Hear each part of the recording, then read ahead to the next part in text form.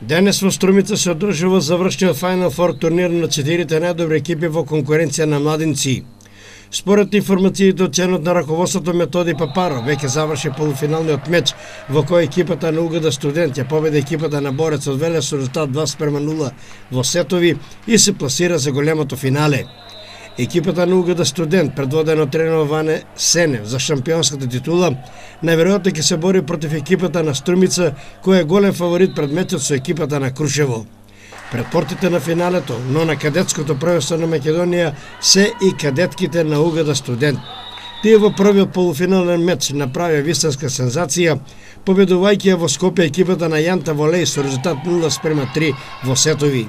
Ако се биде во ред, тогаш реваншот во Штип ќе биде само формалност за штипските одбојкарки, кои ќе го очекуваат противникот во финалето, победникот од мечот помеѓу СВСК Куманово и Наковски Волеј од Струмица.